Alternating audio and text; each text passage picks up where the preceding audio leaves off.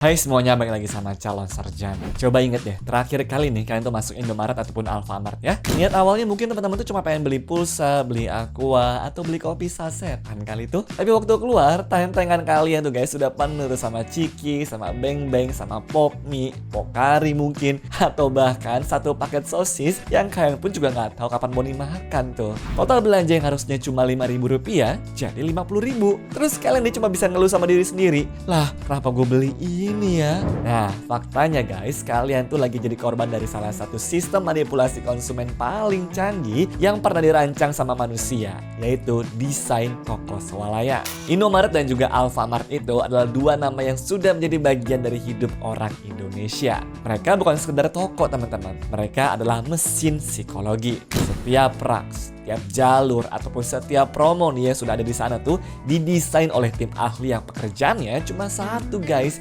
yaitu bikin kalian beli barang yang sebenarnya tidak dibutuhkan. Hari ini gue bakal bongkar trik-trik gelap apa saja di balik toko swalayan favorit kalian ya. Dan gue jamin deh setelah nonton ini teman-teman, cara kalian tuh masuk Indomaret ataupun supermarket nggak akan sama lagi deh. Hai, gue Andre, yuk kita bahas. Kenapa ini masalah serius di Indonesia? Sebelum kita masuk ke trik-triknya, mari kita lihat dulu yuk skala fenomenanya di Indonesia ini. Indomaret saja sudah punya lebih dari 22.000 gerai di seluruh Indonesia. Alfamart gimana? Sekitar 19.000 gerai teman-teman. Nah berarti total dua-duanya sudah lebih dari 41.000 gerai ya. Gokil kan? Itu artinya guys lebih banyak daripada jumlah pulau berpenghuni di Indonesia.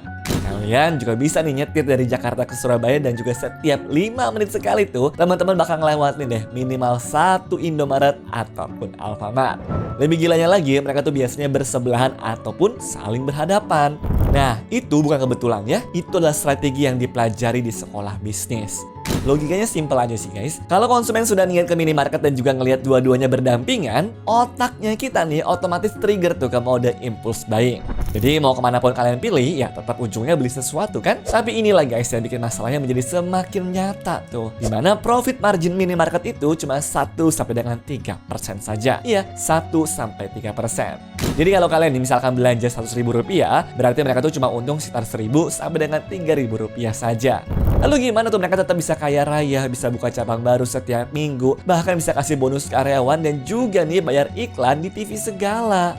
Jawabannya mereka tuh bukan cuma jualan barang ya, mereka jualan ruang dan juga psikologi. Dan disinilah guys trik gelap pertamanya tuh dimulai.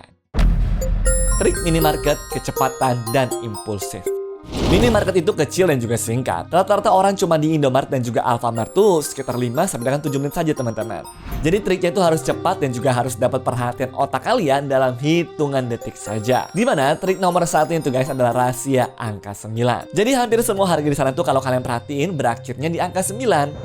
Mie 4.999, Aqua 3.999, Indomie 2.999. Nah kenapa sih nggak 5.000 aja?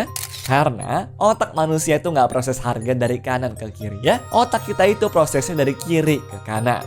Kalian misalkan nih ngelihat harganya 4.999, ya otak kalian tuh otomatis ngeteknya 4.000-an. Padahal ini angkanya lebih nyaris ke 5.000 kan? Riset retail juga menunjukkan tuh teman-teman kalau strategi ini bisa naikin penjualan sampai dengan 24% loh. Dan faktanya trik dari tahun 1880-an ini masih ampuh banget tuh di tahun 2026. Kemudian trik kedua yaitu susu dan roti di bagian belakang.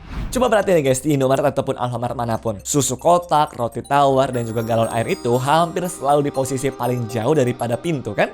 Bukan kebetulan, itu soalnya adalah produk yang paling sering dibeli atau disebutnya sebagai traffic builder. Kalau ditaruhnya di depan, ya kalian tuh mungkin bakal masuk, ambil, bayar, keluar dalam waktu mungkin ya cuma 2 menit saja teman-teman. Mereka nggak akan untung lebih lah, sedangkan kalau ditaruhnya di bagian belakang gimana? Ya teman-teman terpaksa lah tuh harus jalan ngelewatin semua rak dulu, lalu mungkin lihat snack baru dulu, terus lihat promo beng-beng, dan sebelum sampai ke susu, kresek kalian teman-teman udah penuh tuh sama 5 barang yang nggak ada di list kalian. Relate kan pasti? Kemudian trik ketiga tuh adalah rak kasir yang mana sama dengan adalah impulse zone ya. Coba perhatiin nih teman-teman, coklat, permen, mints, snack kecil, semuanya ditempatin tepat di tangan kalian tuh nunggu giliran bayar kan? Nah riset ternyata menunjukkan kalau 87% impulse buying itu terjadi 3 3 detik sebelum konsumen tuh sampai ke kasir.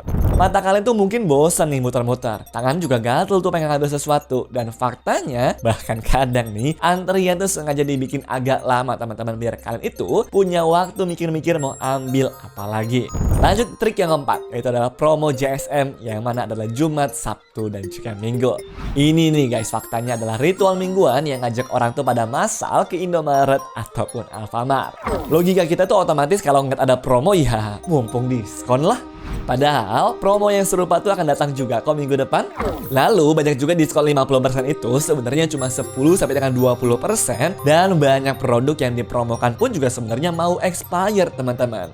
Sekarang kalian tuh mungkin mikir nih, ya udah, gue belanja di supermarket aja lah, lebih banyak pilihan. Mungkin gak setoksik minimarket juga. Salah besar kalian. Karena trik di supermarket dan juga hypermarket Indonesia tuh justru jauh lebih kompleks. Mereka punya lebih banyak waktu sama kalian, di mana rata-ratanya tuh 45 sampai dengan 60 menit. Bayangin guys, itu artinya 1 jam penuh buat memanipulasi keputusan beli kalian. Dan mereka tuh pakai setiap detiknya dengan sangat-sangat efisien. Beberapa trik gelap yang lebih besar yang sangat mungkin dipakai oleh supermarket besar nih guys. Contohnya, trik pertama adalah buah dan sayur di pintu masuk. Coba deh masuk supermarket favorit kalian. Yang pertama teman-teman lihat tuh apa? Section buah dan juga sayur kan? Tomat merah, jeruk orange, sayur hijau, semuanya tuh disusun rapi banget di bawah pencahayaan khusus yang bikin warnanya tuh ngejreng total. Kenapa ditaruhnya juga di depan? Bukan karena praktis, itu sengaja teman-teman. Riset retail nunjukin di saat otak kita tuh melihat produk fresh dan juga natural di awal, kita nih secara otomatis bakal mikir, wah supermarket ini tuh sehat nih kayaknya. Mood kalian pun juga berubah tuh jadi positif dan juga generous kan? Dan mungkin saja kalian jadi lebih siap untuk membuka dompet lebar-lebar saat bayar nanti teman-teman. Kemudian lanjut ke trik kedua, yaitu aroma bakery yang menyergap. Pernah dong lewat bagian roti supermarket dan juga tiba-tiba tuh ngerasa kelaparan banget? Itu bukan kebetulan ya. Bakery di supermarket itu sengaja didesain dengan ventilasi mengarah ke jalur belanja loh. Aromanya memang sengaja tuh guys disebar. Beberapa supermarket internasional bahkan pumping aroma buatan kalau roti aslinya tuh tidak cukup wangi. Otak kalian pun juga secara tidak sadar nih jadi trigger lapar teman-teman. Dan orang lapar belanja 60% lebih banyak daripada yang sudah kenyang ya. Trik ketiga, yaitu sampel makanan gratis.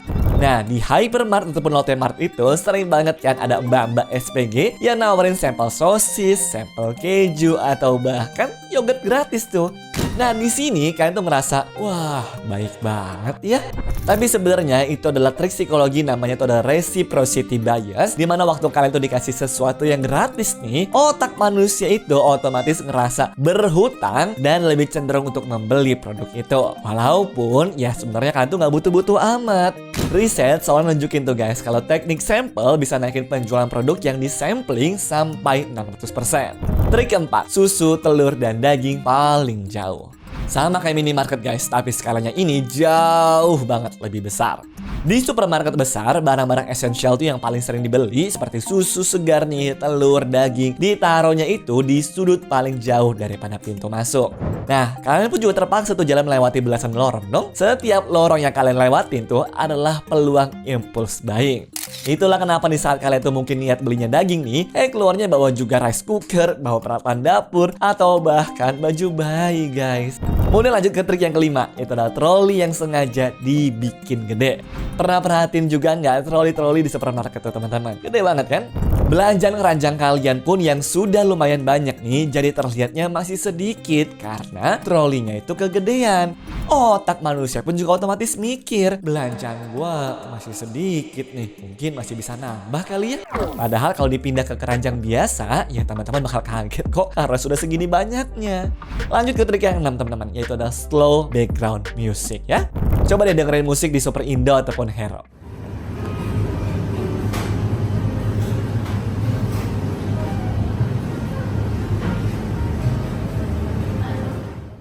Selalu musik instrumental lambat, temponya pelan, atau nggak jarang juga nggak ada liriknya kan? Nah, itu juga disengaja teman-teman.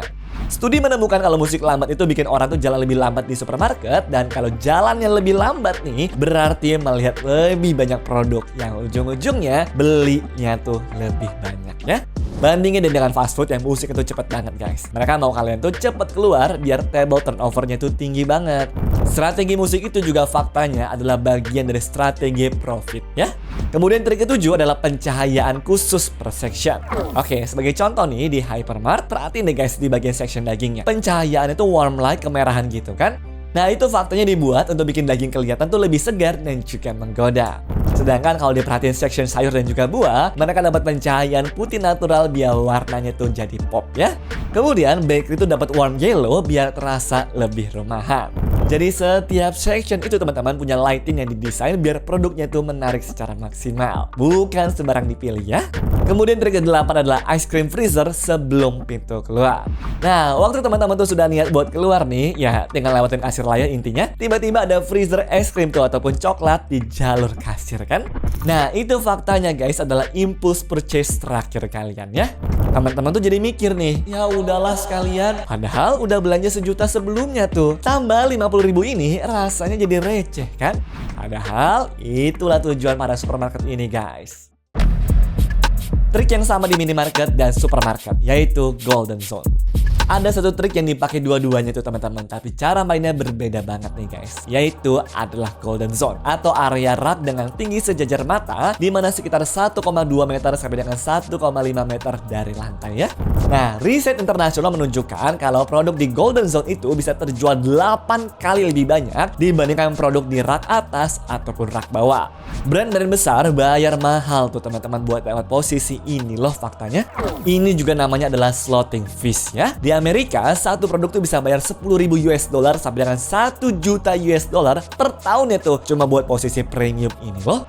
Di Indonesia, angkanya nggak setransparan itu ya, tapi polanya juga sama teman-teman. Indofood, Mayora, Wings, Garuda Food, semuanya mungkin sekali bayar tuh gila-gila ke Indomaret, Alfamart, Transmart, dan juga Hypermart buat ngegusur produk kompetitor mereka dari Golden Zone. Lebih jahatnya lagi nih, di section sereal anak-anak, Golden Zone itu bukan di tinggi mata orang dewasa, tapi di tinggi mata anak kecil atau sekitar 80 cm hingga 1 meter ya. Kenapa berbeda gitu? Karena pengambil keputusan di Indonesia itu kebanyakan adalah anak yang narik baju emaknya. Section sereal anak juga faktanya adalah salah satu bagian paling profitable di supermarket yang marginnya nih sampai 45% loh. Dan ini bukan teori teman-teman, ini adalah strategi yang sudah dipakai puluhan tahun tuh, serta masih efektif sampai sekarang. Apa yang bisa kita lakukan? Oke, video ini memang agak berat sih guys, tapi gue juga gak mau ninggalin kalian cuma dengan paranoia ya. Ada hal praktis juga kok yang teman-teman bisa lakuin. Pertama, selalu belanja pakai list ya. Sebelum masuk Indomaret, Alfamart, Hypermart ataupun sebagainya tuh, tulis dulu tuh teman-teman di handphone apa yang kalian butuhkan. Stick to the list aja. Kalau ada barang yang gak ada di list nih dan juga kalian tergoda, terapin rule 24 jam. Pulang dulu guys, kalau besoknya masih pengen, baru balik lagi. Kedua, jangan masuk swalayan dalam keadaan lapar ya. Riset nunjukin kalau orang lapar itu belanja 60% lebih banyak teman-teman. Otak lapar trigger semua iklan makanan lah. Jadi lebih baik makan dulu tuh baru belanja. Ketiga, bandingkan harga per gram, bukan per kemasan. Banyak produk ukuran keluarga justru lebih mahal teman-teman per gramnya loh. Selalu cek label harga per gram di bawah produknya ya. Kemudian keempat, hindari belanja akhir pekan kalau bisa tuh teman-teman. Promo Jumat Sabtu Minggu itu memang didesain buat memaksimalkan impulse buying guys. Belanja hari Selasa ataupun Rabu lebih sepi kok dan juga lebih sadar harusnya. Lanjut kelima, di supermarket besar teman-teman, pakailah keranjang kalau bisa ya, bukan troli. Keranjang yang penuh akan bikin sinyal otak tuh mikir kayak begini, udah cukup nih, pulang yuk. Sedangkan troli yang masih banyak ruang sama dengan arti itu bikin otak otomatis mikir tuh guys, masih bisa nambah nih kayaknya. Keenam, abaikan SPG yang kasih sampel makanan kalau nggak butuh ya teman-teman. Cicipin sampel makanan itu soalnya adalah aktivasi reciprocity bias ya. Kalian jadi ada kemungkinan ngerasa harus beli tuh teman-teman. Lewatin aja kalau memang nggak butuh, tapi kalau memang mau coba juga nggak apa-apa kok. Asalkan tetap aware ya sama apa yang jadi kemampuan kalian untuk beli ya. Ketujuh, batasi pakai aplikasi mereka. Klik Indomaret, Alfagift, Alobank, aplikasi Super Indo mungkin. Semuanya tuh mengkolek data teman-teman. Matiin juga tuh guys notif push kalau bisa ya. Soalnya setiap notifikasi itu adalah peluang manipulasi dari mereka yang ditargetkan ke kalian secara personal. Penutup. Ya, jadi intinya guys, Indomaret, Alfamart, Transmart, Hypermart, Superindo, atau apapun itu, semuanya itu bukan musuh kita ya. Mereka adalah bisnis yang menjalankan trik bisnis saja. Itu sah secara hukum kok. Tapi inilah guys, pertanyaan yang harusnya kalian tanyain ke diri sendiri. Siapa yang sebenarnya nguasain belanja kalian? Kalian sendiri kah? Atau mereka tuh? Kita ini hidup di era dimana setiap industri deh pokoknya. Mulai dari TikTok algoritma, drive-thru fast food, sampai supermarket di mall, semuanya sudah dikuasai sama tim psikolog dan juga ahli behavioral science juga ya. Mereka tuh tahu lebih banyak tentang otak kalian daripada kalian sendiri. Dan satu-satunya senjata teman-teman tahu nggak apa? Awareness saja kok. Kita harus bisa sadar di saat lagi dimainkan ya. Karena begitu sadar, teman-teman sudah menang separuh permainannya kok. Nah sekarang guys, gue mau kalian tuh lakuin satu hal teman-teman. Minggu depan nih sebelum masuk Indomaret, Alfamart atau supermarket manapun tuh, screenshot video ini ya. Waktu mau ke kasir, ingat sama Golden Zone, ingat sama charm pricing, ingat aroma bakery, ingat juga sama troli yang sengaja dibuat gede tuh, dan lihatlah keranjang kalian.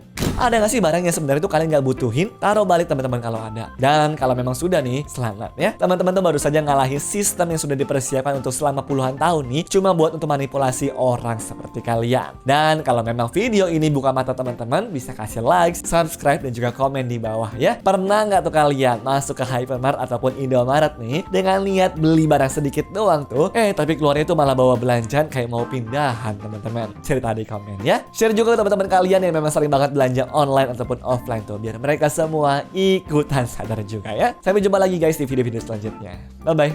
Anyways, cukup sampai di sini ya guys video hari ini. Sampai jumpa di video selanjutnya. Dah.